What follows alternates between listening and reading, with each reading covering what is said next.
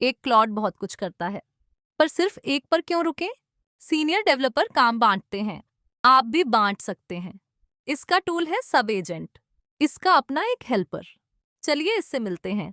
ये कोई भी एक काम ले सकता है, किसी विषय पर रिसर्च, आपके कोड की टेस्टिंग, आपके काम की समीक्षा, प्रोजेक्ट में खोजबीन, कोई छोटा बग ठीक करना। आप सब एजेंट को एक साफ काम देते हैं, बस एक बिल्कुल आसान। ये अपने आप चलता है, ये अकेले काम करके रिपोर्ट देता है। इसे एक फोकस्ड इंटर्न समझिए। सब एजेंट एक अलग क्लॉड है, इसका अपना कंटेक्स्ट होता है। आप मैनेजर हैं, सब एजेंट वर्कर है। आप काम की दिशा देते हैं, यह काम करता है। रिसर्च तथ्य ढूंढती है, टेस्ट कोड जांचता है, रिव्यू बग पकड़ता है। हर एक का एक काम है, तो यह मायने क्यों रखता है? साफ विंडो ज्यादा तेज सोचती है, आपका मेन चैट हल्का रहता है, आप कोडिंग नहीं मैनेज कर रहे हैं। हर एक को अपना कॉन्टेक्स्ट मिलता है और एक साफ रिपोर्ट वापस आती है। अभी इसे आजमाइए। हेल्पर बनाने के लिए स्लैश एजेंट्स टाइप करें, इसे एक साफ काम दें। तो ये था एक सब एजेंट। आगे वर्क ट्रीज और पैरेलल डेव, दो फीचर बनाने हैं। आप बार बार आगे पीछे जाते हैं, फाइलें टकराती हैं, बड़ी गड़बड़। क्या कोई साफ सुथरा तरीका है? हाँ है, ऐसे वर्क ट्री कहते हैं। चलिए देखते हैं ये कैसे मदद करता है।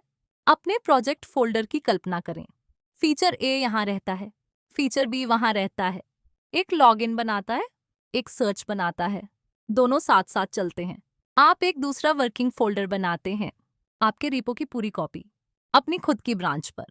हर एक का अपना क्लॉड, कोई टकराव नहीं। ऐसे एक दूसरा डेस्क समझिए।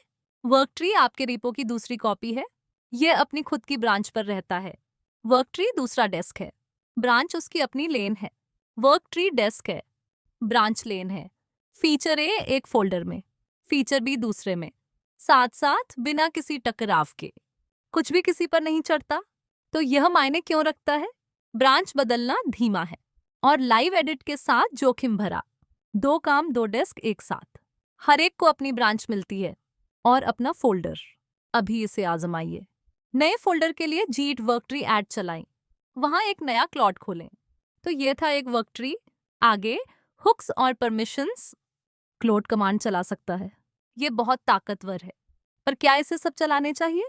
सीमाएं आप तय करते हैं, दो आसान कंट्रोल के साथ, हुक्स और परमिशंस। चलिए इन्हें समझते हैं। ये आपके सुरक्षा कंट्रोल हैं। किसी सुरक्षित काम को अलाउ करें, किसी जोखिम वाले से पहले पूछें, किसी खतरनाक को डिनाई करें। सेव पर एक जांच चलाएं, हर रन पर एक टेस्ट चलाएं। परमिशंस तय करती हैं क्लोड क्या कर सकता है, एक साफ हाँ या ना। हुक्स और आगे जाती हैं, ये अहम पलों पर आपकी कमांड चलाती हैं। इसे किसी मेहमान के घर के नियम समझिए। परमिशन सीमाएं तय करती हैं, हुक्स काम शुरू कराती हैं। परमिशंस दरवाजा है, हुक्स ट्रिगर हैं। परमिशंस दरवाजे की रखवाली करती हैं, हुक्स इशारे पर चलती हैं। अलाउ मतलब बेझिझक करो, आस्क मतलब मुझसे पूछो, डिनाई मतलब कभी मत करो। हर एक आप सेट करते हैं। तो ये मायने क्यों रखता है? ओ एंटोमेशन को भरोसा चाहिए, गार्डरेल इसे सुरक्षित बनाते हैं। पूरा कंट्रोल आपके पास रहता है। अलाउ आस्क या डिनाई, साथ में इशारे पर अपने आप काम। अभी इसे आजमाइए। नियम सेट करने के लिए स्लैश परमिशंस टाइप करें, आरएम जैसी जोखिम वाली कमांड डिनाई करें। तो ये थे हुक्स और परमिशंस। आगे हेडलेस मोड और एसडीके। अब तक आप क्लॉड से चैट करते हैं, आप टाइप करते हैं, यह जवाब देता है। पर अगर वहां कोई ना हो तो क्लॉड तब भी चल सकता है, बिना किसी चैट के। ऐसे हेडलेस मोड कहते हैं। यह रहा इसका आइडिया, यह ऑटोमेशन में फिट हो जाता है। ऐसे किसी स्क्रिप्ट में चलाए, इसे सीआई में चलाए, इसे शेड्यूल पर चलाए। किसी स्क्रीन की जरूरत नहीं, एक काम शुरू से आखिर तक। आप डैश पी फ्लैग से एक प्रॉम्प्ट देते हैं, एक अकेला निर्देश, कोई आगे पीछे की बात नहीं। क्लॉड इसे चलाकर नतीजा प्रिंट कर देता है। ऐसे एक वेंडिंग मशीन समझिए। हेडलेस मोड बिना चैट के क्लॉड चलाता है। आप एक बार दबाते हैं, आउटपुट पाते हैं। हेडलेस मतलब कोई चैट स्क्रीन नहीं, एसडीके से आप इसे अपने अंदर बना सकते हैं। हेडलेस यानी कोई चैट यूआई नहीं, एसडीके वह टूलकिट है। स्क्रिप्ट इसे एक फाइल में चलाती है, सीआई इसे कमिट पर चलाता है, क्रोन इसे शेड्यूल पर चलाता है, पूरी तरह हाथों से मुक्त। तो ये मायने क्यों रखता है? रोजमर्रा के काम रोज दोहराते हैं, इन्हें हाथ से क्यों करें? क्लॉड को ऑटो पायलट पर लगाइए। ये वन शॉट है और इसे यूआई नहीं चाहिए। यह किसी भी पाइपलाइन में फिट होता है। अभी इसे आजमाइए। क्वोटेड प्रॉम्प्ट के साथ क्लॉड डैश पी चलाएं। जवाब पाइए बिना चैट के। तो ये था हेडलेस मोड। आगे मास्टरी, मॉडल्स और कॉस्ट। क्लोड के पास कई दिमाग हैं, कुछ तेज, कुछ गहरे। आपको कौन सा चुनना चाहिए? इसका जवाब आपके पैसे बचाता है और बेहतर नतीजे देता है।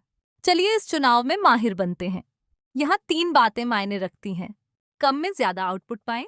एक है हाइकू, एक है सोनेट, एक है ऑपस। हर एक की कीमत अलग है और हर एक आपके एडिटर में चलता है। आप मॉडल को काम के हिसाब से मिलाते हैं। बड़ा हो या छोटा, समझदारी से चुनें।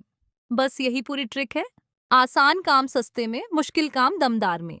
जैसे सही गियर चुनना। सही मॉडल ताकत और कीमत में संतुलन बनाता है। और स्पीड में भी। मॉडल दिमाग है, कॉस्ट बिल है। मॉडल मतलब दिमाग, कॉस्ट मतलब बिल। हाइकू तेज और सस्ता है, सोनेट संतुलित है, ओपस गहरा और दमदार है। काम के हिसाब से चुने। तो यह मायने क्यों रखता है? हर काम के लिए ओपस पैसे जलाता है, हाइकू आसान काम संभाल लेता है। ज्यादा मत चुकाएं, टूल को मिलाएं, सही मॉडल चुनें और अपने आईडीई में कोड करें। अभी इसे आजमाइए। दिमाग बदलने के लिए स्लैश मॉडल टाइप करें। आगे के काम के हिसाब से चुनें। तो यह थी मास्टरी।